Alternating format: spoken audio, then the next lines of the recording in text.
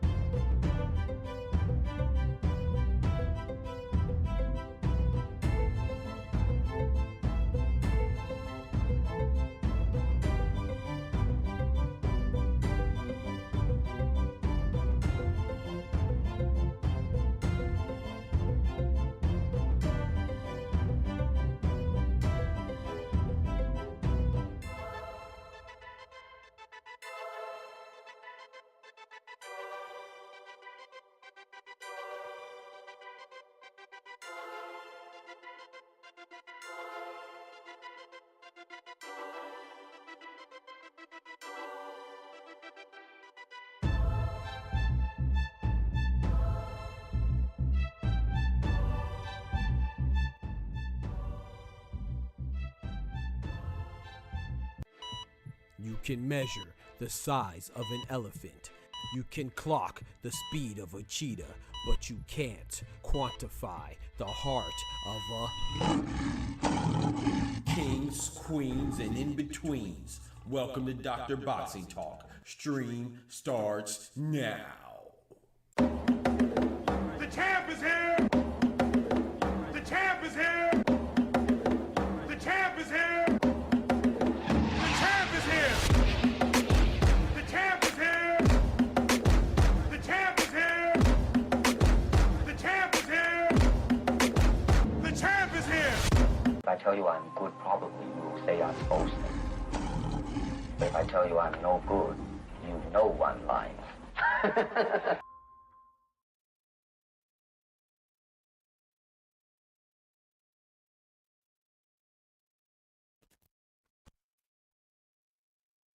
The champ is here. The champ is here. The champ is here. What up, what up, what up, what up? Brethren and sistren, boys and girls, hermanos, mi hermanas, ladies and lads, prince and princesses, kings and queens, and everything in between. Y'all know what time it is. The doctor's in the house. Let's get it, man. Let's get it, man. Good to be here. Good to be here with cheer and all the good stuff and bonbons, man. We got some love earlier in the chat, man, from none other than my brother, man. Always coming through. We're going to get to that a little later. You know, first off, you know, we got to start off with our prayer, man. You got to start off with our prayer. Thank the Most High, because without the Most High, I wouldn't be alive. You know what I'm talking about? So let's go ahead and bow our heads and join me if you indulge. If not, chill out. We'll be done shortly.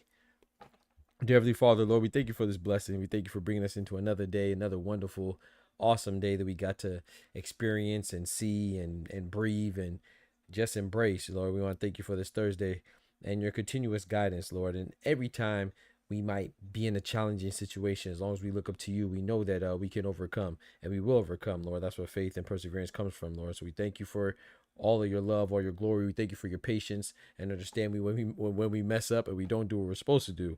But we also want to ask you to give us more patience and understanding with our fellow brethren and sistren when they don't do what they're supposed to do, or when they do something that is not of our best interest, you know, and when they do something that was clearly out of their way to be negative. So we thank you for your love. We ask you for patience. We ask you for more positivity. And yeah, we just thank you for this day. In Jesus' name, amen. Let's get it, man. Shout out to my guy, my brother, my partner, my pal, man. Oscar Perez in the building. Yes, sir, man. Coming through, starting to show off with some graffiti on the chat walls, dropping that bread, that cheese, that butter. These biscuits.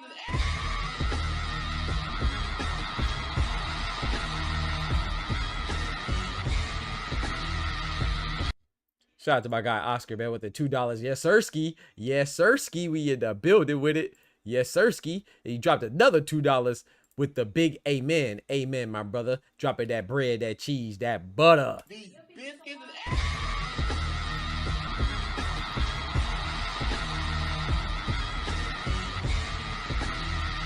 Yes, sir. Shout out to Average Someone in the building. Big member in the building. Man, I hope y'all been good, man. Just to give y'all a brief update. Remember I said that you know, we're in the process of changing the schedule up a little bit, man. So, you know, don't be alarmed. We're still gonna be here, but we just switched it up a little bit, man. Cause you know, we are trying to grow. So we gotta find different strategies that will facilitate that growth. You know, that's what we're into right now. But we have some things to talk about, man. Turki Alalshikh. Don't forget to smack that like button for real before we get started. But Turki Alalshikh, man. What Big Turk got going on, man?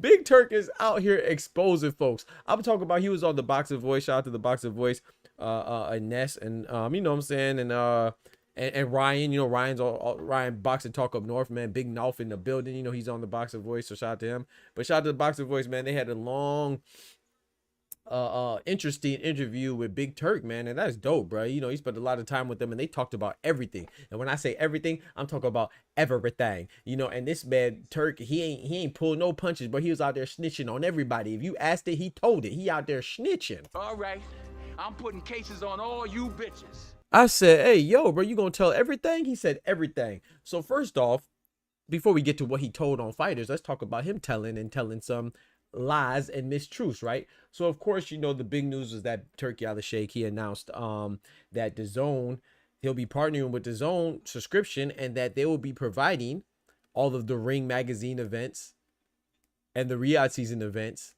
on DAZN, meaning that DAZN subscribers will no longer have to pay for pay-per-views because we're getting rid of pay-per-views, right? Just same thing that DAZN said in their marketing approach a long times ago's days. Yeah, y'all remember that.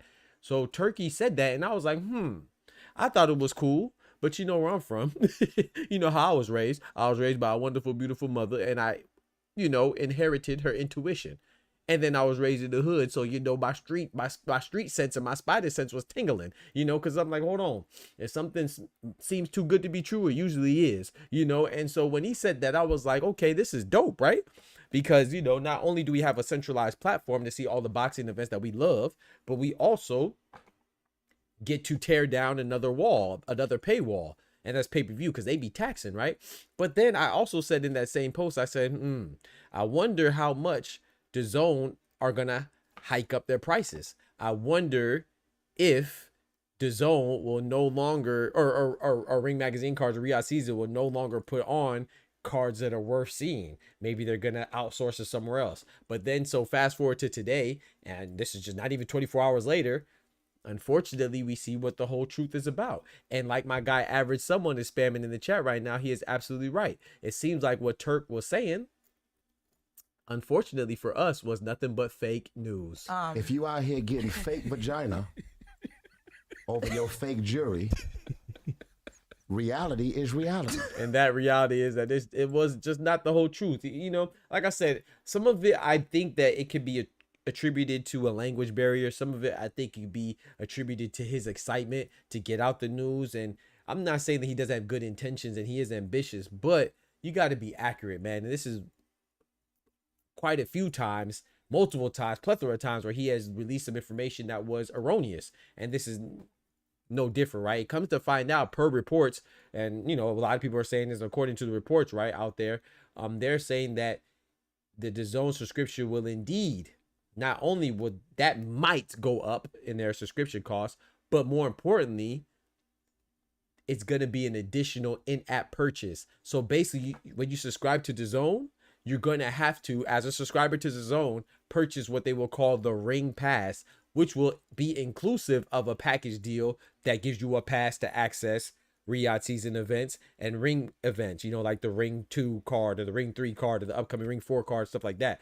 So it's kind of troubling because not only is it going to be for DAZN subscribers, so you have to pay for DAZN, right? You won't be able to, according to the reports, you won't be able to access the Ring magazine cards or the Riyadh season cards if you just wanted that, because you have to be a DAZN subscriber, and then on top of that, you have to get another in-app pass in order to access it. So you're going to be taxed twice. However, of course, in the grand scheme of things, if you are not a person that wants to watch certain events individually, if you want to watch boxing all together, like an avid boxing fans like myself, a pugilist enthusiast, you want to see all the events, whether it's a small card in England or a big card in Nigeria or a small card in Japan or a big card in America, you want to see all the fights, well then you will save money if you want to see all the fights. But if you just want to pick and choose which ones you want to purchase, then you could kind of lose money, right? Because now the overhead is going to be higher, because not only do you have to be a DAZN subscriber, but you also have to, in order to get the ring pass cards, you have to be a DAZN subscriber as well. So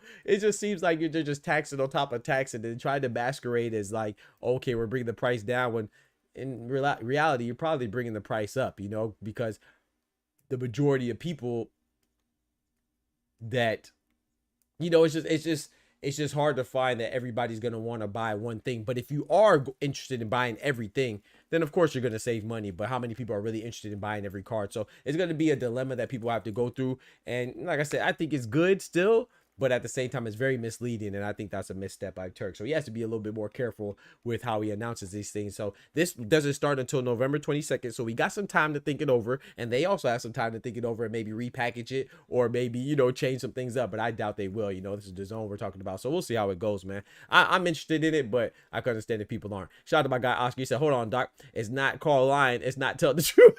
It's not lying. It's not telling the true facts. You know, he's just not telling the whole truth. But if you ain't telling the whole truth, if you're not telling the whole truth and you telling half the truth, that means you're telling the whole lie. You feel me? So it's definitely lying, man. But it's crazy. Oscar says, also, I wonder if DAZN going to do the same, given they have a funding from Saudi buying the digital right for Champions League and the World Cup and the Club World Cup. Yeah, I think so. I think this might be a takeover, because as you know, which is what Oscar's talking about, is that, you know, Turkey doesn't just have his hands in boxing. He has his hands in everything. When I say everything, I mean everything, from Formula One racing to gosh dang tennis to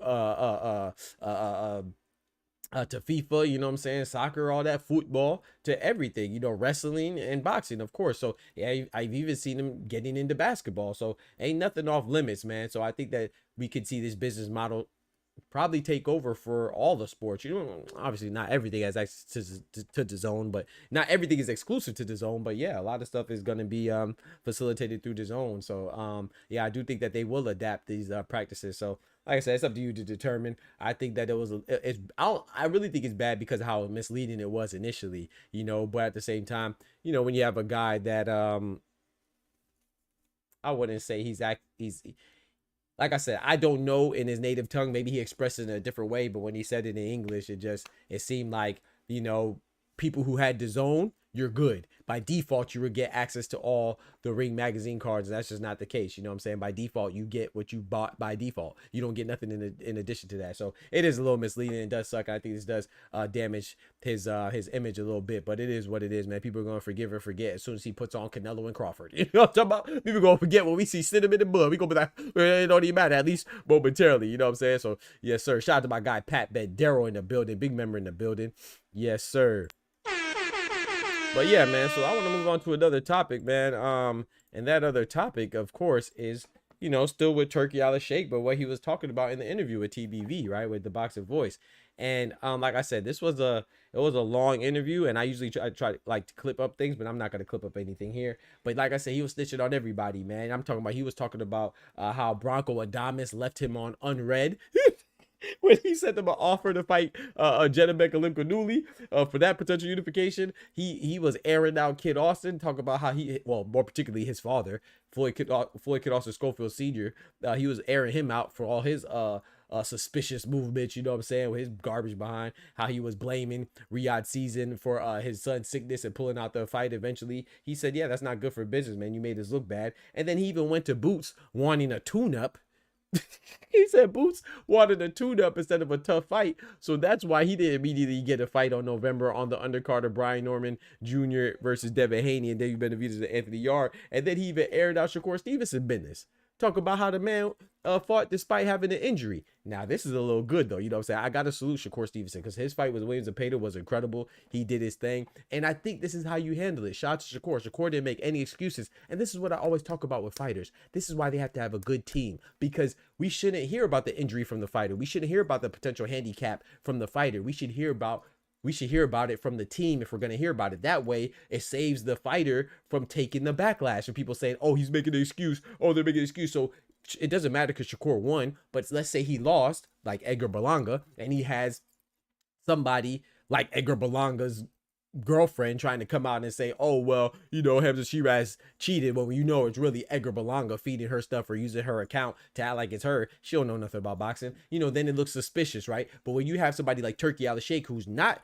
on Shakur's team, but he's well aware of what's going on, then it looks good because now we didn't hear it from Shakur. You see what I'm saying? We know that now Shakur was on some extra gangster stuff because not only did he cancel the fight, he didn't even complain about it, and he went on and put on a master class. So big salute to Shakur, and I think this is perfect, man. More fighters need people to come out and talk about, okay, them potentially being sick or them being hurt or whatever, because now, even if we wanted to, let's say worst case scenario, Shakur would have lost, it wasn't Shakur that came out with the excuse. It was Turki Alalshikh, who's somebody else close with the situation. So I think more people need to work on their team and have a good people around them to step up for him. And I think that's what Eddie Hearn usually does well. You know what I'm saying? You see Oscar, he does that well for his fighters, even though he be capping a lot, but he definitely does that well. Like, look with Ryan Garcia, how he tried to make it seem like it was nothing that he cheated. You know what I'm saying? So while I don't agree with it, it's still good because it takes it deflects some of the negative attention from the fighter and the PR person or the promoter. That's what they're there for, right? They're supposed to take some of that, you know? So much respect to Shakur, man. I thought Shakur, not only did he put on a great performance, he also didn't complain about nothing. And remember, Shakur was down with the smaller 18 by 18 ring. So like I said, man, I have nothing but praises for Shakur, man. Shakur did his thing in the ring and outside the ring, man. That's what I'm talking about. I like this transformation that Shakur is having so far, man. But I still ain't forget that stuff that he said about Sugar Ray Robinson. He wildin'.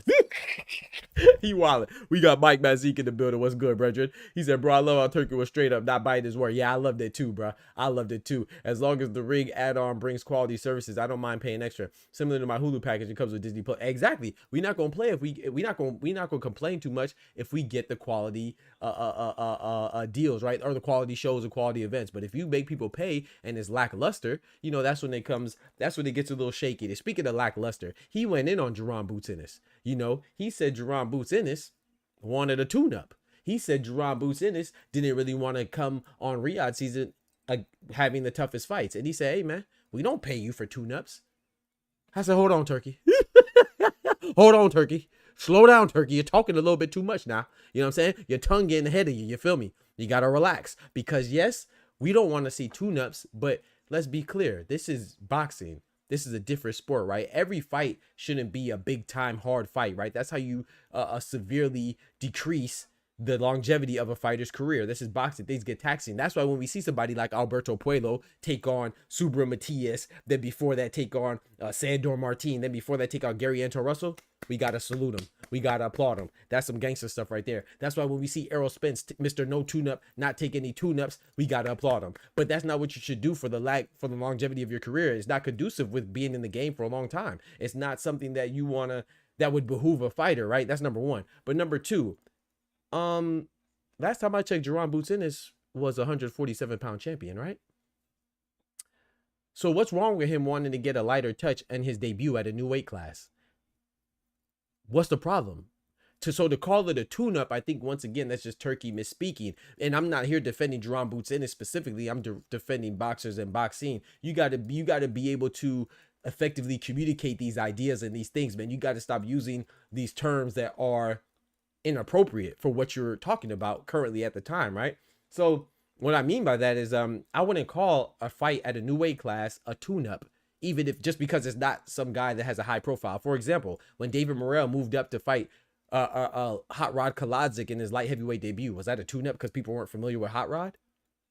When David Benavidez moved up to 175, had his debut against Alexander Vazdik, a former champion, but he was outside the ring for a while. He did have like a 3-fight tune-up himself against unknown fighters, because that's what a tune-up is. You know, when you're Teofimo Lopez and you fight Steve Claggett, that's a tune-up. You know, or when you're Alexander Vazdik and you coming back from a long hiatus, you know, a 2-year sabbatical, and you fight like 3 guys that are very relatively unknown, then those are tune-ups, you know. But, you know, was Alexander Vazdik considered a tune-up for David Benavidez? No, I didn't consider it a tune-up because I knew what Vazdik brought to the table despite being outside the ring for a while. You know what I'm saying? So what I'm saying is this.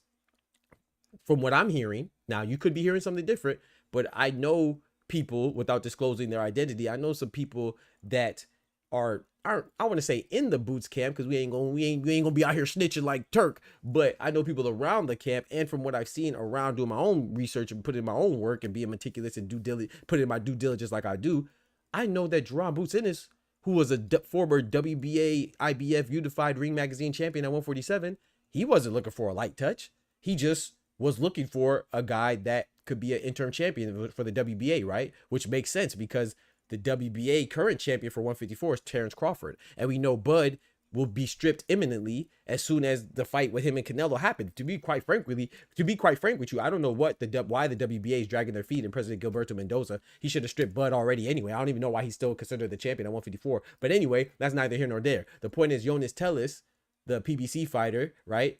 Cuban fighter, he's the WBA interim champ. And that's who Jaron Boots was targeting.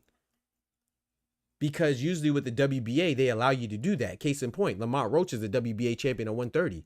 He got the Tank fight primarily because they allow you to do that and challenge the WBA champion above you. So when Boots, the correlation I'm making is that Boots, when he beats Stanionis, is the WBA champion at 147. So he wants to use his WBA title that he had to kind of get speedway himself to a championship fight at 154. And Jonas Tellis is a guy. Now, we may not be excited about Jonas Tellis because a lot of people don't know him. We want to see Virgil Ortiz, right? But last time I checked, Virgil Ortiz said that he can't fight for 2025 because his hands hurts.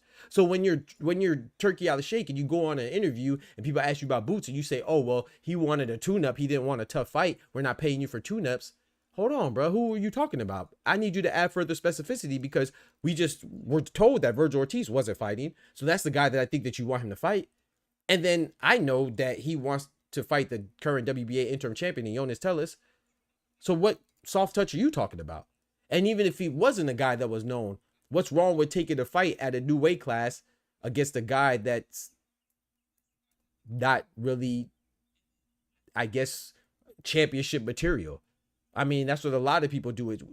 Some guys like Terrence Bud Crawford's the exception. When Terrence Bud Crawford moves up to a new weight class and he fights an undefeated WBA title holder in Israel Madrimov, that's exceptional. That's not the norm. You see what I'm saying? So, like, I'm not saying that he has to get a light touch. I'm not saying that I wouldn't enjoy him getting a strong, high caliber, competitive opponent. But don't make it seem like Jaron Boots Ennis is looking for soft touches now, because you got to make sure that you're expressing yourself once again effectively. So I would like to know who Boots was targeting according to Turki Alalshikh, because if it's to my knowledge, it would be Jonas Tellis, and I don't see the problem with that. I really don't, especially if Virgil Ortiz said that he's not available. So I don't know what the problem is. So I thought that was kind of, when I heard him say that, I was like, hold on now. You making it seem like Boots just wants an easy work, and that's not really the case. You know what I'm saying? You got to tell the whole story. You got to be accurate and effective. So and it's so funny. Another thing, like I said, I like Turk. You know, I'm not nitpicking here. I'm just trying to clear the name because I love boxing, man, and I never really feel like I need to tear down boxers. You know, I'm here to big them up, but I will also be objective, and I'll also be real, and I'll be complimentary when appropriate, and I'll be critical when appropriate. And I think this is a time to be complimentary when it comes to Boots, because I don't think he really divulged all of the pertinent information. So it's like, you know, he also said that he doesn't have tune-ups, and I want to know, is every person that fights on a Riyadh card, is that a tough fight? I don't think so, because last time I checked, AJ fought Otto Wallin on a Riyadh season card. Is Otto Wallin a tough fight for AJ? Didn't Naoya Inoue just fight Ramon Cardenas on a Riyadh season card? Yeah, I think so. Was that a tough fight for Inoue? A guy that's never been in a title fight before? No, I don't think that was a tough fight. And then in addition to that, didn't Johnny Fisher fight David Allen on a Riyadh season card? It ended up being a tough fight, but that was an upset. David Allen wasn't supposed to do that to Johnny Fisher, right? That wasn't supposed to be. It ended up being a tough fight because he lost, but it wasn't supposed to be a tough fight, right? So let's not let this misnomer that every fight on Riyadh is some tough big fight. That's just not true. I mean, even Deontay Wilder versus Joseph Parker, that ended up being a tough fight, but we expected Deontay Wilder to run through Joseph Parker, just like we expected Anthony Joshua to run through Otto Wallin, which he did, and then that would lead to the eventual clash, the decade-old clash between AJ and Wilder. But that wasn't supposed to be a tough fight. It ended up being one, but that was supposed to be a tough fight. Another tough fight, Teofimo versus Barbosa. Was that a tough fight? Like, don't get me wrong, Barbosa deserved his opportunity. He was in a position to get a title shot, but I don't hear anybody saying that Canelo versus Skull was a tough fight, and that was for undisputed against an undefeated IBF champion in William Skull. And then I don't hear anybody saying that it was a tough fight for Canelo and Berlanga. Berlanga was ranked #1 in the WBA when Canelo fought him. So it takes more than rankings to be considered a tough fight. I don't think anybody outside of maybe like 10% of purists even knew who Arnold Barbosa was. So there's no way that you could tell me that Teofimo versus Barbosa was some big tough fight. So I just want to be very clear on that. You know, it's like Jaron Boots Ennis, even if he's not fighting Virgil Ortiz, there's other good fights that don't involve Boots and Virgil Ortiz. We're talking about 154. Any fight's a good fight at 154. What do we? That's the best division. It's literally the best division with the most parity and the most depth. So even if Boots is not fighting Virgil Ortiz versus Jesus Ramos is a good fight. Boots versus Jesus Ramos is a good fight. Boots versus Lubin's a good fight. Virgil Ortiz versus Lubin or Bakram is a good fight, or Boots versus, I don't know, you know what I'm saying? There's Serhiy Boachuk's a good fight. So there's so many good fights. Israel Madrimov, there's so many good fighters at 154 that to make it seem like, oh, he tried to go up there and get a soft touch, which is what we're not going for, is I feel like it's disingenuous at best. I didn't like that part. You know what I'm saying? I don't think Boots is a duck. I think that people are unnecessarily and erroneously painting him as a duck, trying to make it seem like he was avoiding Virgil Ortiz, so he stayed at 147, and now he moved to 154 trying to fight on Riyadh, and they're saying that, oh, he wants a light touch. Bro, stop it, man. Stop it. Like I said, some fighters are easier targets than others. Shout out to my guy Czar. What's good? He said, yeah, but they want to have a tune-up. They do it with another promoter. Why should I have a big turkey bag for tune-ups? I agree with that, Pat. I just don't think that that's not a popular fighter. Everything that's not two popular fighters against each other shouldn't be considered a tune-up. There's nothing tune-up about Boots fighting Jonas Tellis for an interim bout. How is that a tune-up? You see what I'm saying? Like I said, unless I'm wrong or what I'm hearing is wrong or what I'm seeing is wrong, like I said, what I've heard for Boots is that he either wants Jonas Tellis. First, he wanted Virgil Ortiz, and Virgil Ortiz was injured. So Virgil Ortiz was the initial target, according to Eddie Hearn and according to Boots. I'm sure you heard that too, Pat.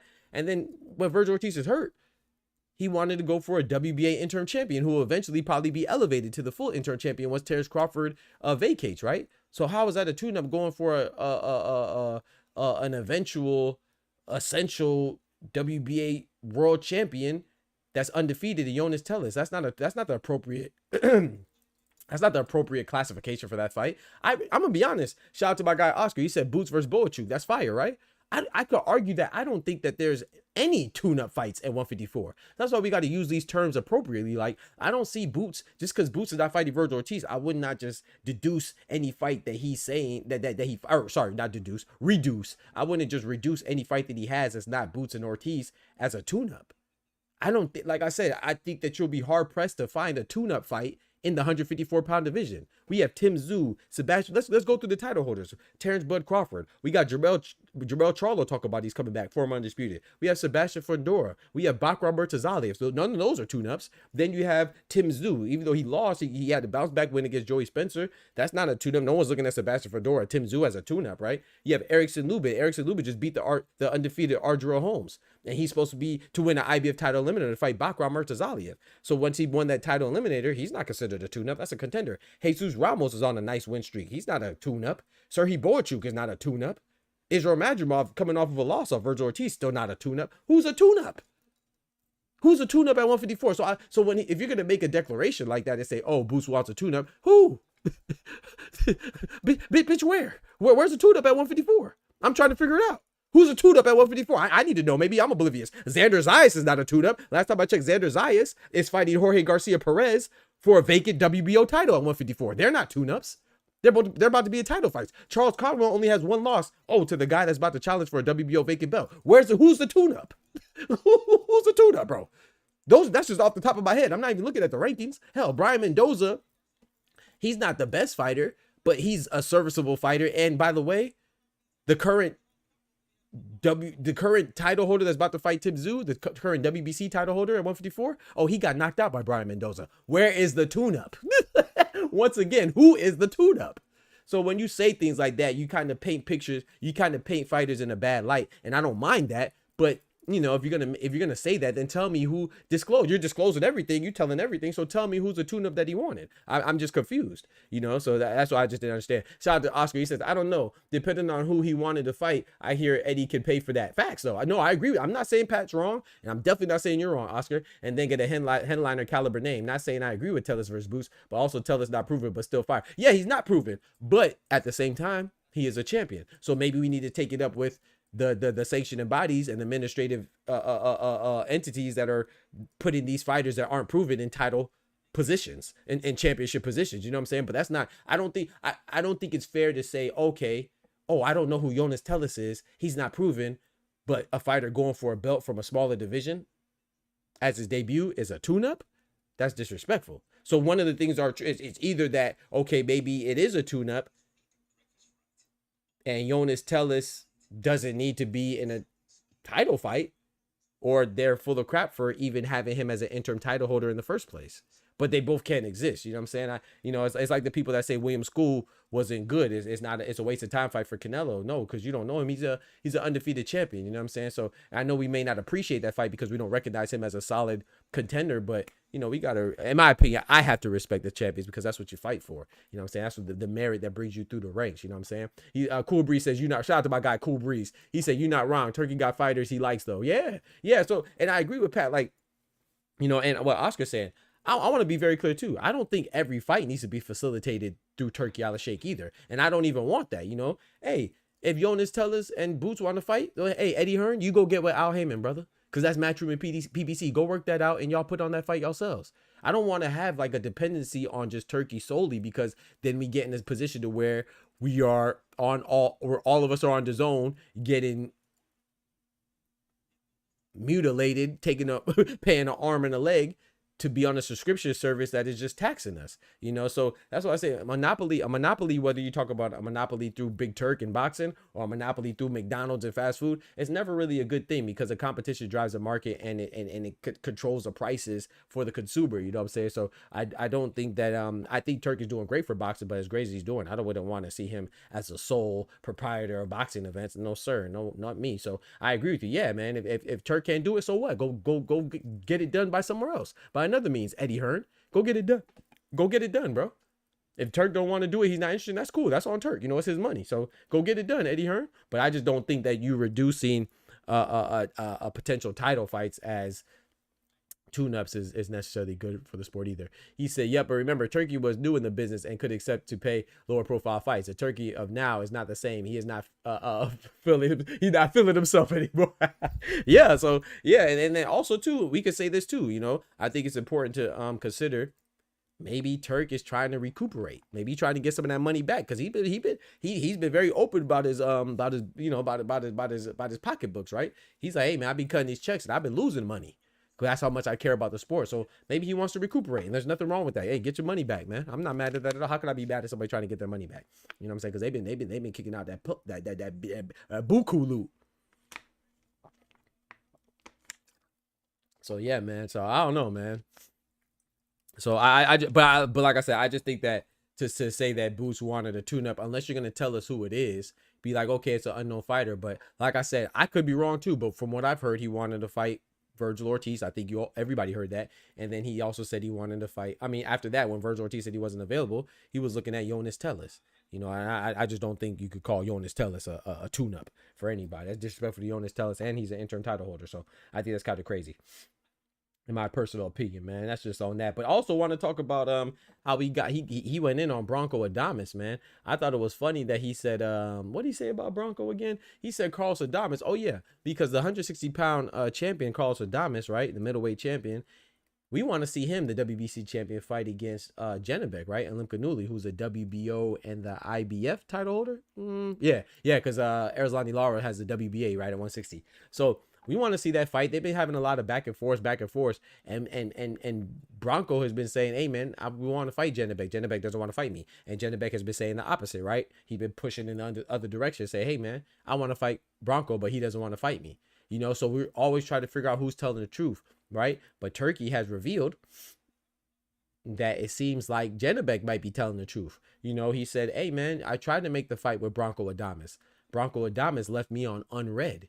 He said he ain't even respond to my text for a couple days, and that makes it seem like Bronco was ducking, and a lot of people be like, hold on now, Bronco, you told us that Janibek didn't want to fight you, so you had us torn. Some people siding with Bronco, some people siding with Janibek, and I don't blame anybody for siding with Janibek now after what Turki Alalshikh said, but I do want you to consider this though. Remember, Carlos Adames fought against Hamza Shiraz, and a lot of people felt like he was robbed, right? So if we felt like Carlos Adames was robbed and we're not participating in the fight, we don't have any real stake in the fight, right? We don't have any real chips in the fight, and we felt like he was robbed. The general consensus would say that Hamza Shiraz should have an L and Bronco Adames should have a W. It ended up being a draw. So my point is, if you felt like he was done an injustice, how the freak do you think Carlos Adames feels? So what I'm saying is that maybe that's why Carlos Adames left you on unread. Because we all know that Hamza Shiraz is a Riyadh season ambassador. And that's your guy. The same guy that you disclosed the scoring to in a closed scoring setting. You told him the scores of the fight. How the heck do you even know that? Working in the capacity of an event planner? I don't know. But the fact is that you told him information that you didn't share or divulge with Carlos Adames' corner. So it looks a little suspicious, right? So if I'm Carlos Adames, why the heck would I want to go back and fight there? Why would I want to subjectify myself to that type of nonsense? So that could be a reason why. I'm not saying that is the reason why. I'm just saying that could be the reason why. If you're Carlos Adames and you felt like, hey, they left a sour taste in my mouth last time I went there and they didn't do right by me, you guys dang right I'm going to leave you on unread.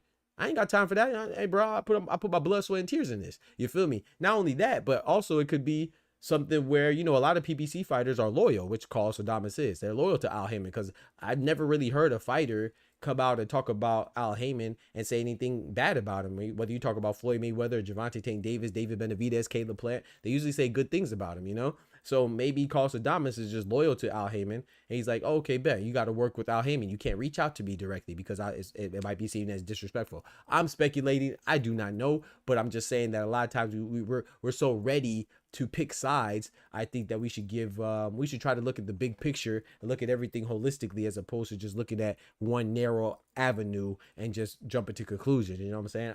I want I think Bronco Adames and Janibek is one of the best fights in boxing. So I would love for that fight to happen. And I'm disappointed if it can't happen. But once again, like Pat was saying and like Oscar was saying, I don't think that fight needs to be facilitated through Big Turk. I think that, what's getting on my nerves too? Shout out to Devin Haney. I rock with Trill Bill.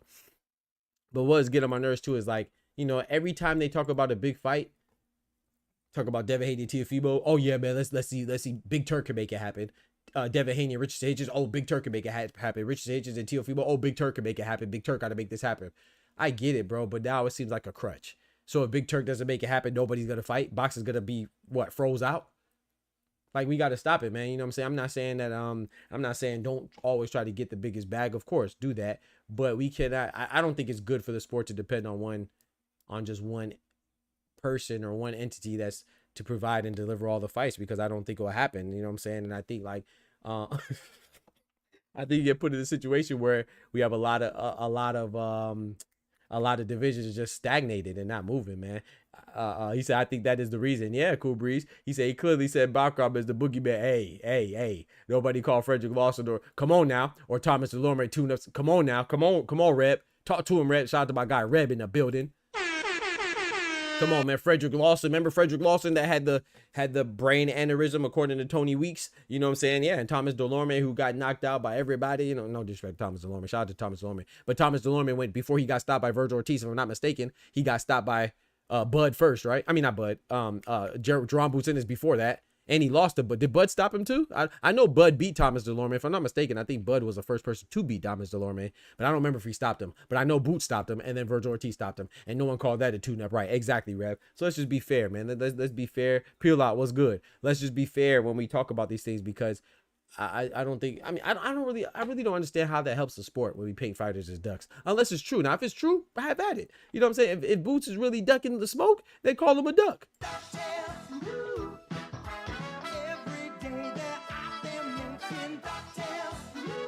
Yeah, if he's really ducking, then call him a duck. But if they're not really ducking, then we got to chill out, man. He said, wait, Boots team saying they tried to get an Ortiz fight recently? Yeah, they said that. Eddie Hearn said that. Boots said that. Virgil Ortiz admitted it. Virgil Ortiz said, yeah, they tried to reach out to me but my hand is hurt. I'm out for the year. But I will say Virgil Ortiz said this, though. He made it seem like they knew his hand was messed up. He made it seem like it wasn't a coincidence. He made it seem like, oh, they only reached out because his hand was messed up. You know what I'm saying? But yeah, no, ain't no, that's not speculated. That's the truth, you know, according to all camps, all parties involved, from Boots and Bozy and Eddie Hearn to Virgil and Oscar and Robert Garcia, who's his trainer, you know. So yeah, to Turki Alalshikh now. So, you know, I just think that like I said, some fighters are out there ducking, but some fighters are waiting for a good opportunity. Now, let's speak on Floyd Kid Austin Schofield. Now, this part is what I loved. I loved how he went in on Kid Austin's pops, man, because I think that this is necessary, you know. I think that Kid Austin's father, I like Kid Austin, humble kid, articulate kid, hell of a fighter, man. It seems like he has his head on a good head on his shoulders. It's just his father, man. I think his father is garbage. I think his father is weak. I think his father says a lot of stuff to make me feel like, Nigga, you's a bitch. yeah, I feel like Kid Austin, man, his pops, like, I don't like to go in on the fathers because I don't like to judge like that, you know. And this has nothing to do with his father. He might be a good father, but as a trainer and father son tandem, as far as boxing goes, he's terrible. I think him and Teofimo Lopez Sr. are the worst examples of a father-son duo in boxing. You know, everybody else I think is pretty good. Like, I think Bill Haney, he might talk a lot of trash, he might cap a lot, but I think he's overall good for Devin Haney's career. I think Papachenko's good for Loma's career. I think that Kenny Porter was good for Sean Porter. Bozian is great for Jaron Ennis. We go on Shingo Inoue is good for Naya Inoue and Takuma Inoue. Go on and on. Brian Norman Sr. is good for Brian Norman Jr. You know, I would also say that what's his name was kind of shaky though. John Fury for Tyson Fury, I think he's kind of shaky. I like John Fury. I like the Gypsy King of obesity, but John Fury be acting a donkey sometimes. So I could say you could throw him in there too, but he's not as bad as freaking Teofimo Lopez Sr. and gosh dang Floyd Schofield Sr. You know, but shout out to Turk. He called him out on it. You know, they asked him about Schofield fighting on Riyadh season again. He basically said no, he's been excommunicated. He said because last time I had him in my country, he tried to make it seem like we didn't treat him right. He tried to blame his cowardice, his bitch assness, on the fact that he wasn't treated right. He was in bad conditions and he got sick because of what he was doing in Riyadh season, and how his passport was sabotaged, his car was tampered with, and all this other stuff just to eventually get out the fight that he asked for. So shout out to Turk, man. I think that Aaron Schofield Sr. out was perfect, you know, and I think that we need to denounce a lot of that behavior because people will believe those nonsensical allegations, like what he said about Shakur. There's dumb people out there that would believe that Shakur and his masseuse conjured up some plan to put their cream on his face. Yeah, we gonna pause that. Put the cream on your face is crazy. You know what I'm saying? But that's what Schofield Senior said. You know what I'm saying? And so I think that with Turkey talking about it and putting it and airing it out, I think it would deter more people from acting like Schofield Senior. So I love that part of him snitching on everybody. I love that part. I thought that was great, man, because I think Kid Austin Schofield, I think that not Kid Austin Schofield, sorry, Schofield Senior, I think that dude is goofy, man. I think he's garbage. I think he's basura. Know your fucking place, trash. He said, "What's up, George?" My guy. He said, Auntie Uncle got it too. Gosh dang, Turk look like a school. He had the blicky out, bro. Went there for 3 from half. I'm telling you, he pulled up from the 3 from half court, bro. I'm telling you, bro. 3 for 3 from half court. Like Steph Curry with the pot. His bitch ass. This is crazy. Ain't average, bro. You got called like you see it, man. But yeah, Turk was going in, man. Like I said, I thought the interview was pretty good, man. Like I said, but you gotta, you know, of course, you gotta take some stuff with a grain of salt. You just gotta know what you're looking out for. Like I said, the Boots one, I was like, hold on, man. Boots, from what I seen, Boots ain't like Boots trying to call out somebody we don't know, you know. And then the kid also I thought was accurate. I love what he said about Shakur, man. That was dope. And then he also said, I thought what he said was about Carlos Adames was dope as well. Yo, Joaquin was good. He said some other things too that I thought was interesting, but I thought that was the main point, you know. But he also said this, man, to much is my dismay. And we're going to open up the phone line shortly, man. I got one more topic to talk about. Then we're going to open up the phone lines for everybody to call in if you're ready to call in. 2 more topics. What I thought about this, it kind of hurt my heart, man. I ain't gonna lie, bro. I was like a sad kid, man. They ain't had no money in the candy store, man. It seems like Bivol Beterbiev 3 It's over with, man. He dropped a bomb on me. It hurt my heart.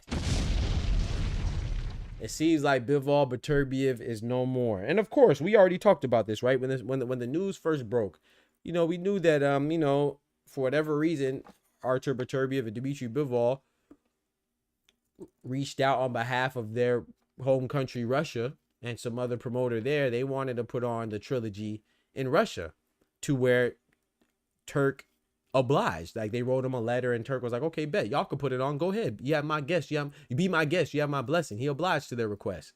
And then now all of a sudden it seems like they're having some hiccups, right? So I don't know, the way Turkey explained it was like maybe they try to strong arm him and potentially get more money, try to get like in a bidding war so they could get more money. I don't know. When I say they, I don't know who they is, if it's Beterbiev's camp or if it's Bivol's camp or if it's both, a combination of both, or is it the Russian mob? Hell, I don't know. You know what I'm saying? But it could be Putin himself, you know, Vladimir Putin. I don't know. But Turkey was like, no, man, y'all can have it. I guess they didn't expect that. I guess they wanted him to be like, oh no, don't take this from me. Oh no, don't, I don't wanna go. But he said, yeah, y'all can have it. And it turns out that Turkey is really, he's essentially feeling the same way a lot of people are feeling. That's not named Dr. Boxing Talk.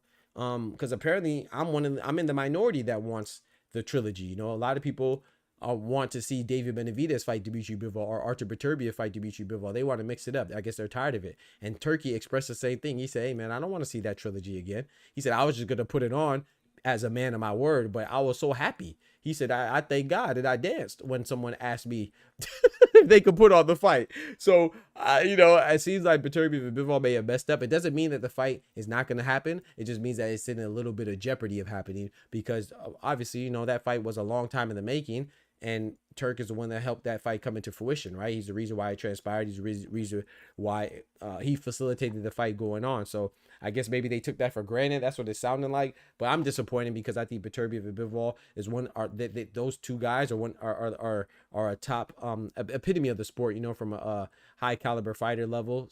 Speaking in terms of being a high caliber fighter, quality fighter. You know, Dmitry Bivol is a hell of a boxer. He has great footwork, agility, in and out, good skills. And then Beterbiev he has a contrasting style, right? He's very great with pressure, relentless pressure. He has power, and he keeps coming for you. He knows how to cut off the ring. So I love the style. It's a style clash, and styles make fights. That's the mantra of boxing, and I think that's what this is. You know, so I want to see it again. Plus, they're 1-1. Like I said, it's one of the only trilogies that makes sense.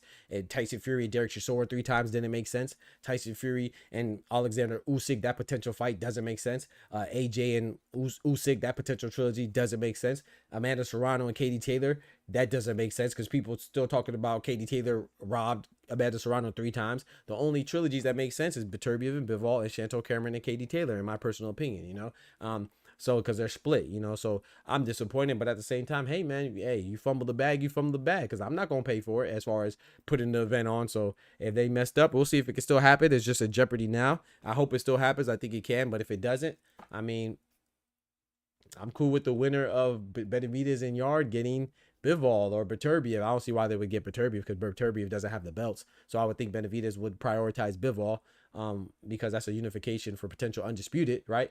And then not in addition to that, you know, they have some familiarity with each other in sparring where David Benavidez apparently got the best of him, which I don't really care about sparring and stuff like that. But, you know, that's the story. So, you know, we'll see how it goes. But David Benavidez, of course, has to take care of Anthony Yard, which is no easy task. Anthony Yard only has 3 losses, you know, 1 to Kovalev where he was winning the fight, 1 to Beterbiev where he was doing very good. It was very competitive. And then his other loss was to Lyndon Arthur where he avenged it. You know, they had a trilogy, right? With Lyndon Arthur winning the first time, I believe.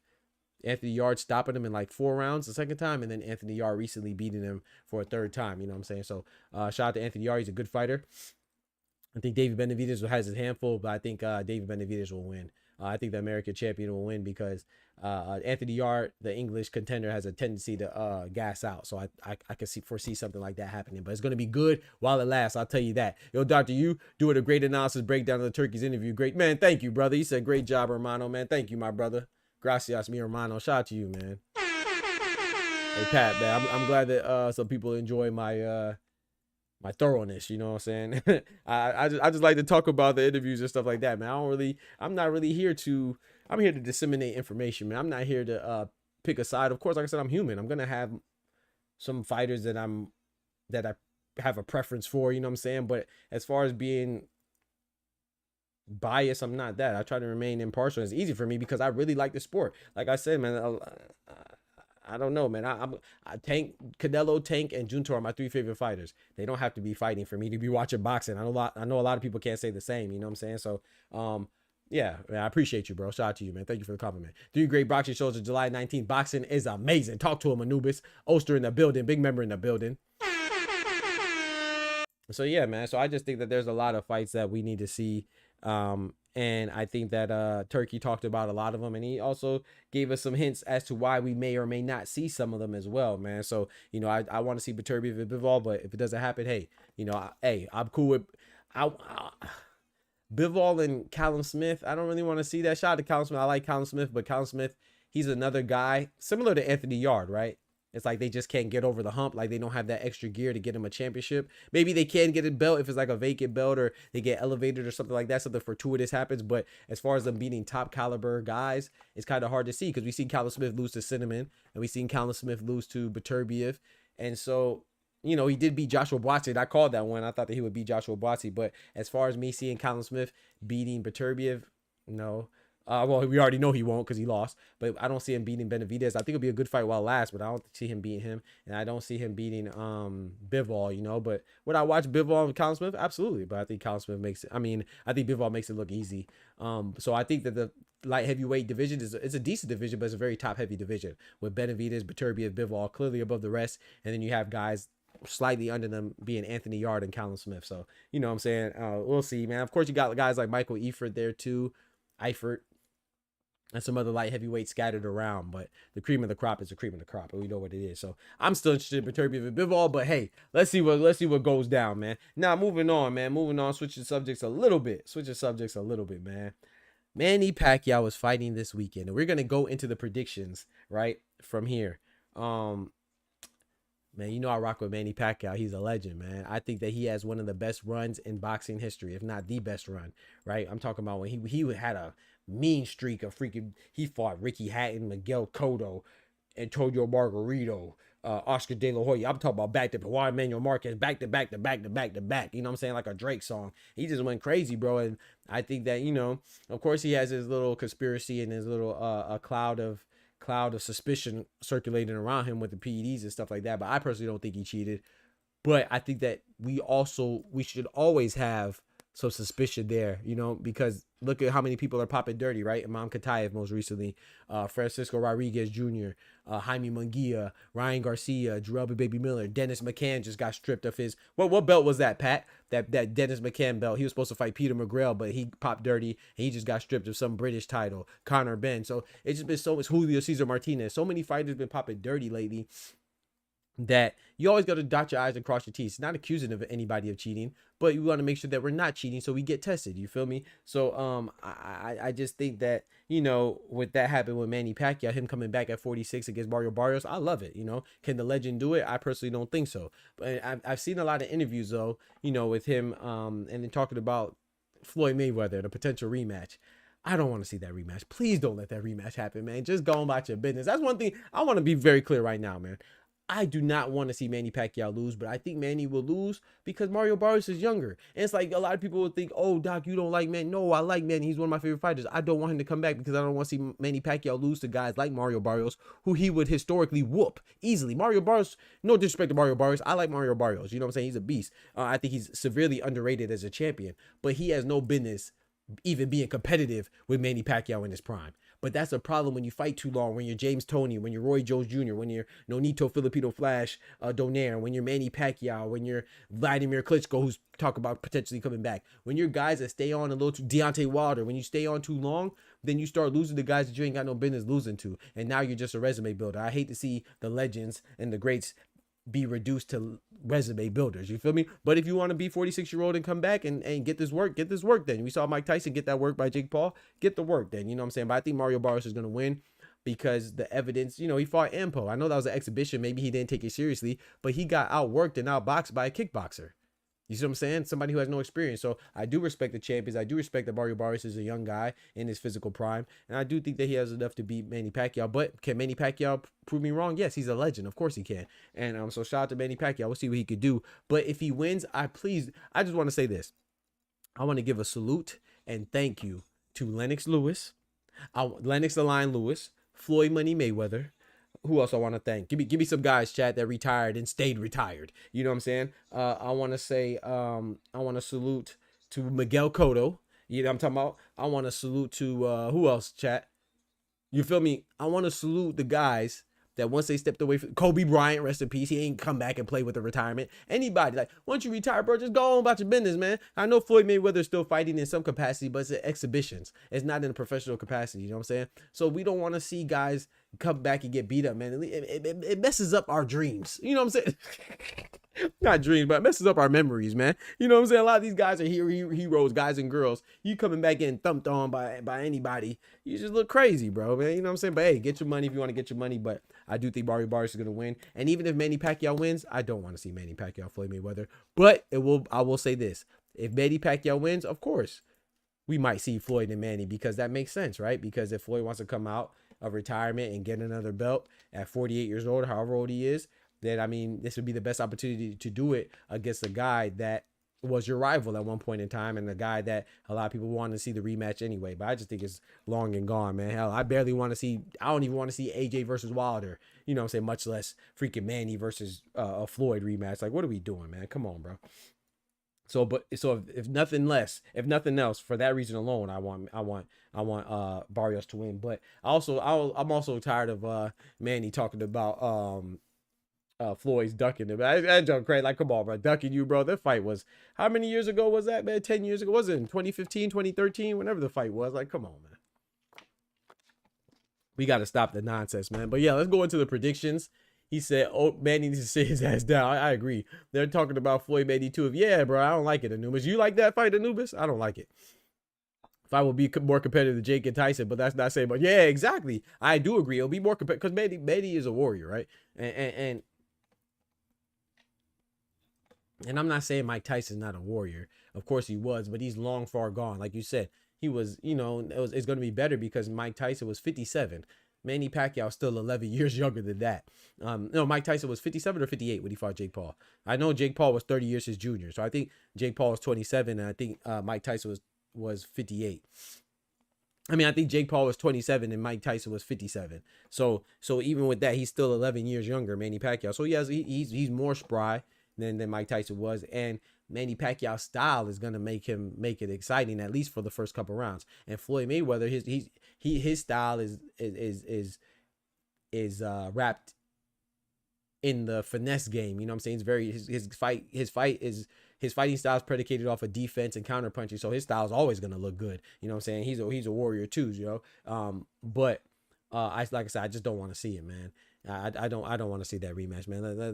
Like, I don't even want, like, shout out to Nonito Donaire. I don't want to see Nonito Donaire either. I think these guys are gonna get hurt. I don't want to see Vladimir Klitschko come back. I don't want to see Roy Jones fight anymore. You know what I'm saying? I just don't want to see it, bro. I think that, you know, boxing is already a dangerous sport, and yeah, it's just tough, bro. So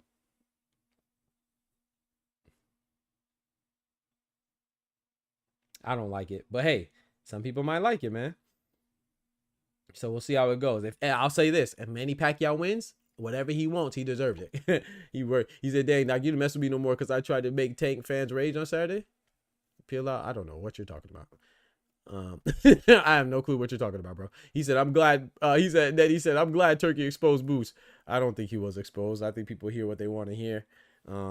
Yeah, I don't think that's exposed, Daddy. But if you think so, hey, you're entitled to your opinion, my brother. I don't think that's exposed, and I think Turkey exposed himself for misspeaking.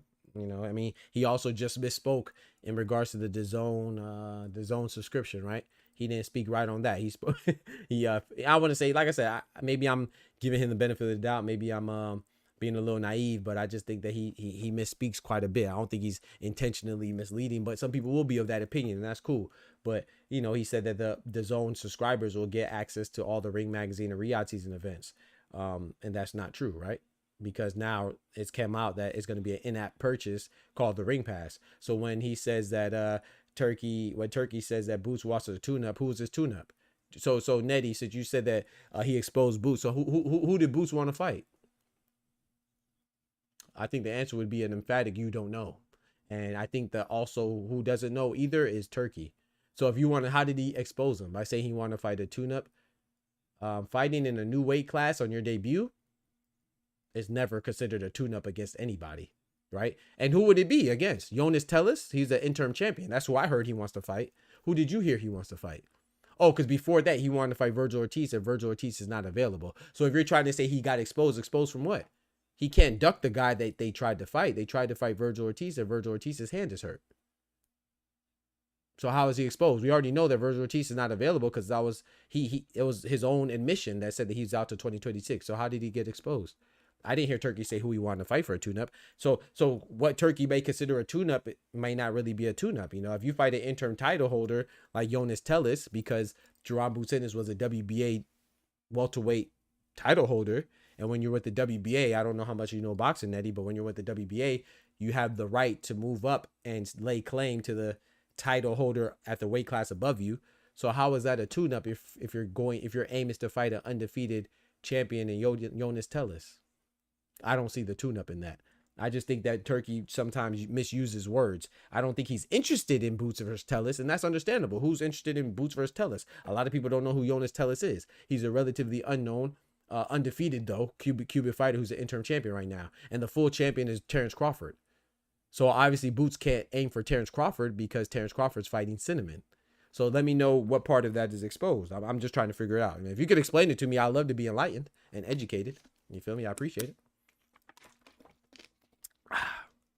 So you let me know.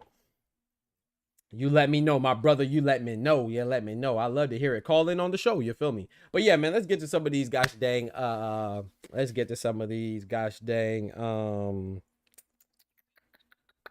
Predictions, man. Let's get to some of these predictions, man. We have a lot of fights tomorrow. Shout out to my brother Oscar. Hey, we got Kendrick in the building. What's good? Shout out to my brother Oscar, man. Mi hermano Carnal is going to the fight, man. Bam Rodriguez, the American WBC undefeated champion, going against Fumale the Cafu, the South African WBO undefeated champion. That fight is gonna be fire, man. I'm not gonna lie. I think that's gonna be. I like the smaller weights. You know, I like all boxing. You know, and I love to see movement, man. So the fact that Jesse Bam Rodriguez is going to fight Fumale the Cafu, two undefeated fighters, both bringing in a belt apiece. Well, I guess Bam has a ring magazine too, but we know I'm talking about with the alphabets, that sanctioning bodies. Bam having the WBC, Fumale having the WBO, them fighting, and then potentially in November we could get Puma Martinez, the Argentine champion for the WB. What's he have? WBA, right? I think that's great. You know, I think it's disrespectful to overlook Fumale the Cafu and schedule another fight. But, you know, that's what it is, man. That's what Turkey does, you know. So, I ain't gonna lie, man. I was rooting for the American Bam Rodriguez, but I'm kind of rooting for Fumale the Cafu, man, to get the upset because I think it's disrespectful to overlook an undefeated champion in a unification fight that they haven't fought yet and just schedule another fight in the future, man. So, we'll see. You know, maybe Turk is trying to do some Jedi mind trick and try to motivate Fumale the Cafu. So, we'll see how it goes, man. But I love that fight. My heart is kind of going with Fumale the Cafu. Like I said, I think it's disrespectful, but my mind is saying Bam Rodriguez. I got Bam Rodriguez by stoppage. I'm going to say 9th round stoppage on Fumale the Cafu. Who else is on that card? We have Diego Pacheco versus Trevor McCumbee. I think that's good. I think that's an underrated fight right there. I think that's a co-main, right? I'm gonna be honest, man. I got Diego Pacheco, but I'm looking forward to see Trevor McCumbee. Like I said, Trevor McCumbee performed very well against one of my favorite fighters in Caleb Sweethand's Plant, and I love it, man. You know, so I think that's gonna be a good fight. But I got Diego Pacheco winning, man. You know. So I got Diego Pacheco winning. Let me see if I can pull up the full card because I don't remember who else is on the card after that. I know there's somebody else that I recognized on that card, but let me see. Let me see if I can pull up the full card. It might not be anybody else I recognize, to be honest. They're not even. I don't even see the guys. Dang, boy, they stingy. Oh my goodness, Bam Rodriguez has a 99%. Hey, check this out, chat. Yo, They got Ben Rodriguez 99%. This is only 76%, 76 people voted, but gosh, Lee, bruh. 99% pick, only 1% pick Cafu. Dang. That's crazy, bruh. Yo. That's crazy, bro. Only 1% pick Fubulele Cafu. Damn. That's mad OD. But hey, it is what it is, man. So this got to motivate Cafu, man. I'm trying to see the gosh dang card, bro. Oh yeah, Austin Emma Williams going against Ivan Vasquez. I have Austin Emma Williams, but for no reason. I don't really know Ivan Vasquez. I know he's an undefeated fighter.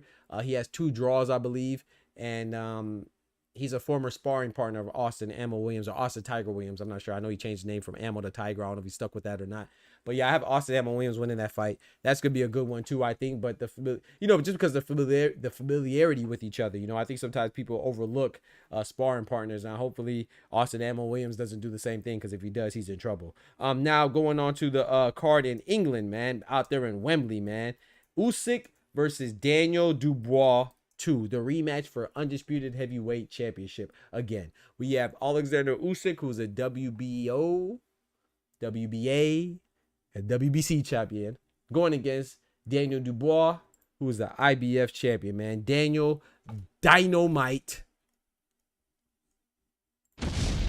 Dubois. So, man, this is going to be tough, man. This is going to be tough. This is going to be tough, man. It's tough for me, man. So let's pull up let's pull it up. It's tough for me, I'm not going to lie.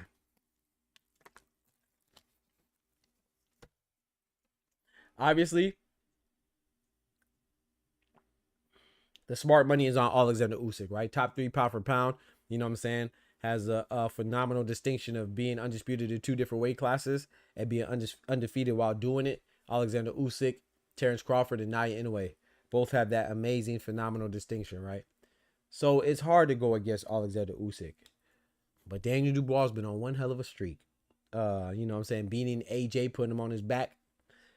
Face down, ass up. Jarrell Big Baby Miller stopping him with all his PEDs. And also Philip Hergovich, right? Stopping him. So all his wins have been definitive. And Kevin Lerena, Daniel Dubois also beat him, who's a good fighter from South Africa, right? Daniel Dubois also beat him, the guy on the undercard. So Daniel Dubois lost to Alexander Usyk already. Alexander Usyk, UK. Stands for Usyk Kingdom, not the United Kingdom. Stands for Usyk Kingdom. He's been running rampant. You know what I'm saying? Like a gosh dang Baba Yaga in the UK. But I'm going with Usyk, man. I'm rooting for Dubois because I think it'll be better for boxing if Dubois wins. I'm gonna tell you why, because he's a young blood. Even if Dubois loses, it's really nothing. He's only 26 years old, 27 years old. I know people will say that he quit, accuse him of being a quitter again. And all that other stuff, but it's something he could bounce back from. He's a young bull, so I think him winning, I think it'll be better for boxing with Alexander Usyk being 37, 38, and on his way out, man. So I'm pulling for Daniel Dubois, but I think the smart money is going with Usyk. I'm going with Usyk, man. I think Usyk is one of the best fighters on the planet, man. There's nothing else to say. He's already all-time great. What else can you say, man? So I think Usyk is a smart money. I got Usyk by decision, but I think Daniel Dubois could potentially do it. We got to remember, Alexander Usyk has some little turmoil in this camp, right? He just got rid of his longtime manager, Alex Krisick, right? So they just split, and I'm not saying that's a big deal. Nothing could have changed, you know what I'm saying? But something could have changed as well. That chemistry could be messed up, when you think about other things. Look at Tank and Lamont Roach with the draw. I told people be careful because, once Calvin Ford's not there, just because the chemistry might be a little different, and any type of difference in the natural fluidity of things, anything that disrupts the natural fluidity of things and stuff that you're accustomed to is not really good, so I don't think that's a coincidence why we saw Tank not put on a good performance. I say that with all respect to Lamont Roach. I'm not taking away anything from Lamont Roach, but it just didn't seem like everything was how it normally is. Now, I've been watching the press conference. Alexander seems normal, so that's why I'm still going with him, but don't be surprised just don't be surprised, man. Daniel Dubois definitely has a good chance. He is a plus 330 underdog. That's not too bad. And then Usyk is the heavy favorite at negative 450. Next up, we have Lawrence Okolie going against Kevin Lerena. Lawrence Okolie, This should be a good fight, man. I think Lawrence Okoli, I think this is his debut or his second fight at heavyweight.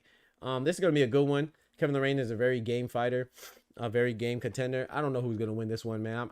I'm going with Lawrence Okoli, but I'm kind of leaning towards Kevin Lorraine too. So this one, I'm going to be honest, man. I don't really care about this card, to be honest. There's a lot of guys that I think this card's not that good. I ain't this card's kind of trash, but I am interested in the co-main event a little bit. And I will lean towards Lawrence Okoli, but Kevin Lorraine is definitely good as well. Daniel Lapid, we're not going to go anywhere under this. I know Louis Edmondson, this should be a good fight. Daniel Lapid is a Ukrainian fighter, just like Alexander Usyk. He has another Ukrainian fighter on here too. Yeah, this guy, Vladimir Sarenko. So I'm going with Daniel Lapid, but Louis Edmondson is undefeated as well, and this should be a good fight. But we're not going to go through the rest of that card. We're going to relax on that. Now, the other card that we're going to get into, which I think is the best card of this weekend, is Manny Pacquiao versus Mario Barrios. We're going to start at the bottom, man. We got Isa Pitbull Cruz going, well, not the bottom, but we're going to start with the undercard. We got Isa Pitbull Cruz going against Angel Fierro in another would-be war. The first fight was nasty. I don't even think they should be having a rematch, man. I think that they should not be allowed to have a rematch. That first match was too nasty, man. It was nothing but bombs, nobody blocking, and they were just taking too much damage, nobody giving any leeway, nobody quitting. And I think that took some years off their life, for real. I'm not just speaking whimsically or facetiously when I say that. I definitely think that they both had their lives reduced because of that war, and it's crazy that they're about to do it again. I'm going to go with Isa Pitbull Cruz, though. So one of my favorite fighters to watch. Angel Fierro was a good fighter. Don't be surprised if he wins because, you know, they both didn't give anything, but I just think Isa Pitbull Cruz was a more active fighter, and I think he'll be more active again. We also have Brandon Figueroa, the former champion, the former 126 featherweight pound champion, former featherweight 126 pound champion going against Joet Gonzalez. I got Brandon Figueroa. I don't really need to explain much. Joet Gonzalez is mostly known for having saying some questionable things in regards to Shakur Stevenson dating his sister and getting the brakes beat off of him. You know what I'm saying? He done let a man beat him up and freak his sister. So we ain't got no respect for Joet because I'm just playing. Hey, I'm just joking. But you know, I mean, that really did happen. But yeah, I got Brandon Figueroa. I think Brandon Figueroa is on another level. Joet Gonzalez is not a bad fighter, but I got Brandon Figueroa in that fight. I'm gonna go by stoppage as well. Body shot stoppage for Brandon Figueroa specifically. Who else we got? I feel like I'm missing somebody going into the co-main, but we're gonna go right to the Oh, Gary Russell going against Castaneda. That should be a good one. I'm going with Gary Russell making his return, you know, bouncing back. I'm going with Gary Russell Jr. Who else? And then we got Tim Tszyu versus Sebastian Fedora. I had Sebastian Fedora, but I didn't really like how I feel like Sebastian Fedora talking kind of crazy. Like Sebastian Fedora was saying things like, oh, he didn't think the cut had anything to do with the fight, and he didn't think the blood loss or the impaired vision had anything to do with the fight. I'm like, Sebastian, relax. You come on now. Before you got that opportunity, you was just knocked the freak out by Brian Mendoza. He knocked you out and stood over your body like this. You got knocked the fuck out, man. Give me my goddamn money. I just think yeah,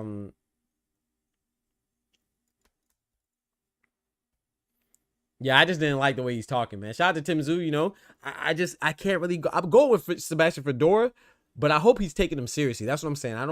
I feel like he thinks that he fought the best version of Tim Tszyu. You didn't fight the best version of Tim Tszyu anywhere near close to the best version of Tim Tszyu. He was severely handicapped by that cut, you know, from a blood loss standpoint, draining his energy, and also his vision being impaired. Now, I do agree with Sebastian that the fight went on, so there's no excuses, but let's be real, right? You know what I'm saying? Let's not be ignorant. You know, there's no way you could be oblivious to the fact that he had blood streaming down his face from the second round on. And before that second round, he punched you in the mouth, had your lip busted, and had your nose broken. You know, or your nose bloody and your lip busted in 2 rounds. So the only thing about that is I think that Tim Tszyu, I'm not sure if he's ever going to be the same. The way Bakram Murtazaliev ran through him, I'm just not sure he'll ever be the same again, you know, because remember he lost to Sebastian Fedora and then he came back and got blitzed from Bakram Murtazaliev in 3 rounds. So I'm leaning towards Sebastian Fedora, but I'm kind of rooting for Tim Tszyu. But shout out to Sebastian Fedora because he's from Florida, you know what I'm saying, fellow Floridian, but I'm kind of rooting for Tim Tszyu, you know. I thought Sebastian Fedora was acting crazy talking about him. The cut ain't mean nothing. Yo, Thomas Hill in the building was good. Chill off Fedora. He a champ and defended his chip with a good performance. It was a good enough performance. Was it a good performance, Kendrick? I don't know. I beg to differ. I don't think it was a good performance. I think it was a good enough performance to beat Tim Tszyu, that version of Tim Tszyu. But I don't know if it was a good performance, man. I mean, to each his own, though. I don't know if it was good, man. But he definitely. If you're talking about he defending, when you talk about Cordell Booker, that was a good performance. So if you talk about his first defense against Cordell Booker, that was a good performance. But once again, no disrespect to Cordell Booker, but how good is Cordell Booker? You know, I think I would say this though. I would say Cordell Booker and Joey Spencer, who was Tim Tszyu's opponent, I think that's a wash. You know what I'm saying? So they both had wins that were against comparable opponents. You know, Sebastian with Cordell, and then Tim Tszyu with Joey Spencer. So I will say that his defense, yeah. Tszyu put him to sleep. Hey, peel out, maybe. It's a decent performance. Like I said, I mean, yeah, his defense was all right. Yeah, I can't say that was he stopped him, right? If I remember right, he stopped him, and that's a good defense. But Tim Tszyu also stopped Joey Spencer. Is that a good win? I mean, it's nice to bounce back. That's a good performance, but how much do I really believe? You know, so I think that they're both kind of, I would say, to favor Sebastian because he doesn't have a Bakram situation recently.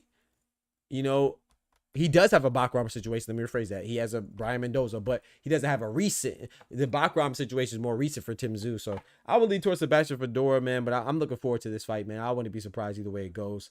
So Shad made the best win, man. I'll win. I don't really have a horse in that race. I feel like I'm forgetting the fight, though.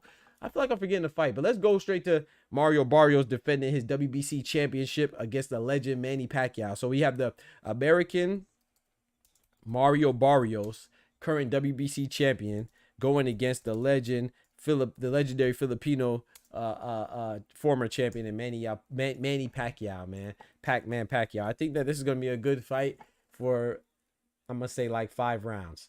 And I think Mario Barrios is going to come out on top, man. I just think that Manny Pacquiao being 46, I think it's going to be something that's too much for him to overcome. You know, and Manny Pacquiao is not, I don't know, man. Manny Pacquiao is like, he's 46 and has like 70 fights, right? Let me pull it up. Yeah, he has 62 wins, 8 losses. That's 70 fights. And he has 2 draws, right? So that's 72 fights. So he's 46 with 72 fights. Man, going against a guy who's what? How old is Mario Barrios? 29, and he has 32 fights.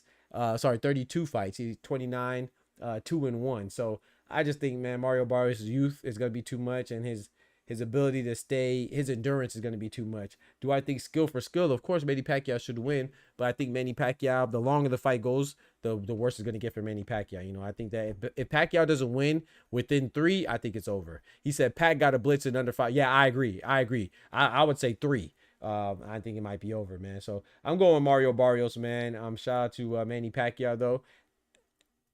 I'm always going for Manny Pacquiao. The only time I was going for there was only 2 times I was going for Manny Pacquiao. That's when Manny Pacquiao fought Floyd, which I was conflicted the whole time until the night of the fight. And then there was 2 times when he fought Marquez, I was going for Marquez because those are 2 of my favorite fighters right there. So sometimes they would fight, I'll be rooting for Manny Pacquiao, and sometimes they would fight, I'll be rooting for Marquez because I like them both that much. So shout out to Manny Pacquiao, but I think that Mario Barrios is going to win this fight. And I knew I was forgetting something. I was forgetting Mark Magsayo. Mark Magsayo is fighting Jorge Mata. I'm looking forward to that. Hopefully Magsayo could win because him and Gary Russell Jr. Verbally agreed to a rematch. You know, because Gary Russell Jr. only has 2 losses, one to Lomachenko, who just recently retired, and the other one to Mark Magsayo, which was controversial. So I would love to see that rematch. They had a press conference and they agreed. It was a press conference via Zoom, and they agreed that they would fight if they both win. So I would love to see that rematch, man. But yeah, I got Mark Magsayo beating Jorge Mata.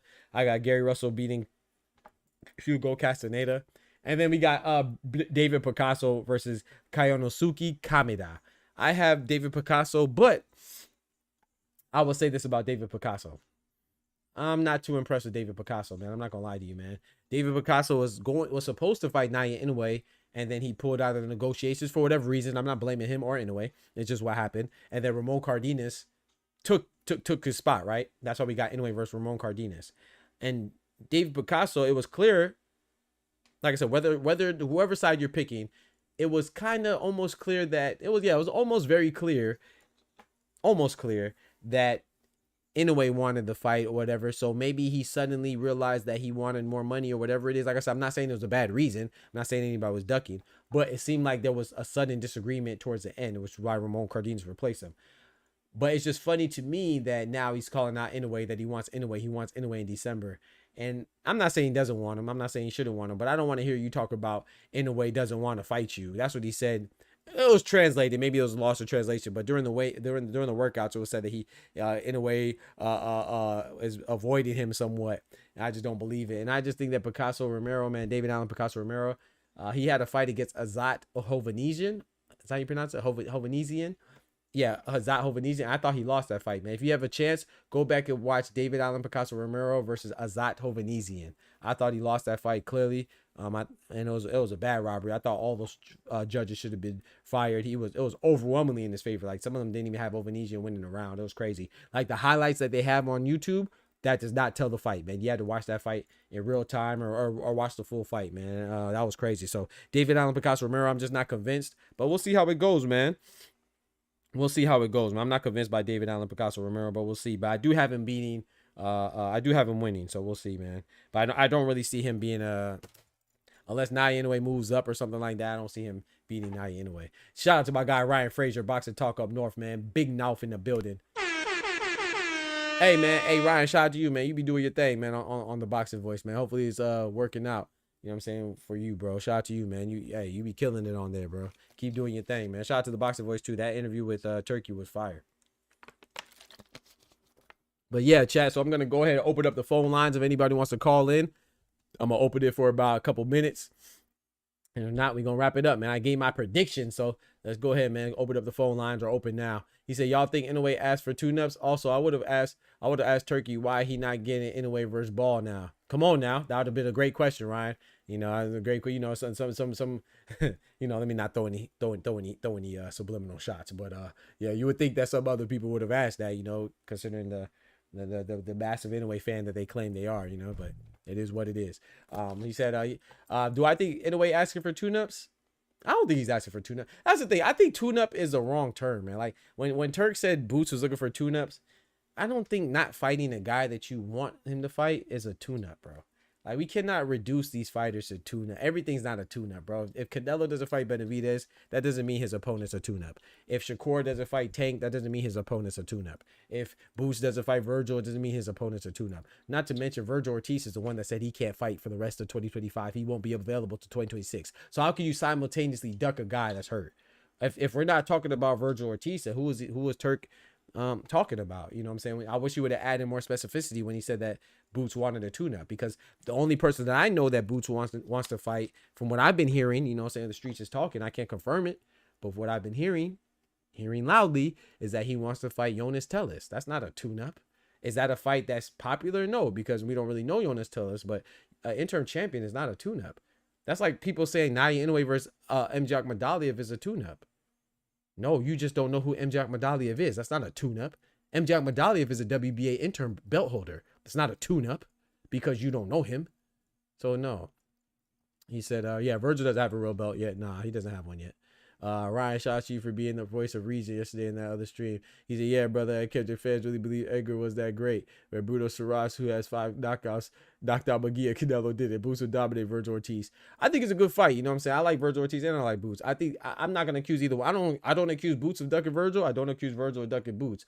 But I just think that there's an overwhelming community. There's an overwhelming opinion from certain communities that think Boots is ducking him. I don't see that, you know what I'm saying? But hey, like I said, hey, just because I don't see it don't mean it ain't there, you know, so I don't know. But yeah, Anubis said Boots would dominate Virgil Ortiz. I think that's a very good fight. I would lean towards Boots as well. But I think it's a good fight though. I like them both. He said fans really believe Edgar was that great. What Bruno Saras, who has 5 KOs, knocked out McGee and Canelo did. You know what's so crazy to me, bro? But that's how you know that Cinnamon's a beast, right? Because that's how it goes, right, Ryan? You know, so we see it all the time. It's just a normal pattern, right? When Canelo went the distance with Edgar Berlanga, and now Hamza Shiraz knocked out Edgar Berlanga, so he did something that Cinnamon didn't, right? Did something that Cinnamon couldn't. Jaime Munguia. Canelo went the distance with Jaime Munguia. Bruno Soros knocked out Jaime Munguia. So Bruno Soros did something that Cinnamon couldn't. Who else? We seen what's the other guy? There's another guy too. John Gorilla Ryder, right? John Gorilla Ryder went the distance with Cinnamon. Jaime Munguia knocked out or stopped John Gorilla Ryder. So he did something that Cinnamon couldn't. But Jaime Munguia then went on and got his butt whooped by Cinnamon, right? After he did something that Canelo couldn't by stopping John Ryder. We see this all the time with Canelo. So it's just because he's the face of boxing, man. Heavy as the head that wears a crown. We conveniently remember and forget styles make fights. You know what I'm saying? We do it on the we do it on a basis when it's conducive with the argument or the narrative we're trying to kick. You know what I'm saying? So yeah, whenever it's conducive with the argument we're kicking right now, that's what we remember certain things about boxing. So, you know, I don't think it means anything that Canelo went the distance with John Ryder and Jaime Munguia stopped him. I still pick Cinnamon over Jaime Munguia, and he won. I don't think it makes a big difference when Bruno Soros stopped Jaime Munguia and Canelo didn't. If Bruno Soros was to fight Cinnamon, I'd still have Cinnamon over Brunello. I don't think it's a big deal that Hamza Shiraz stopped Edgar Berlanga. No, let me rephrase that. It is a big deal that Hamza Shiraz stopped Edgar Berlanga. That's a great win, but I don't think it's a big deal when making the comparison or trying to predict how the fight between Shiraz and Canelo will go. That's when I don't think it's a big deal. I don't think it's a big deal relative to Canelo not stopping Berlanga. You see what I'm saying? Because I don't think anybody in here would pick Shiraz to beat Cinnamon. I don't care who they have in common and who they stopped and didn't stop. You know what I'm saying? So that's what we got to factor into. We got to realize that a lot of people that say these things, they be fans or not fans of certain fighters. So they'll say crazy stuff. Yes, sir. Exactly. Cinnamon, exactly, Nettie. So yeah, Cinnamon beat them all. Shout out to my guy Canelo, man. This is what he did to them all. Put that bing bang boom on them.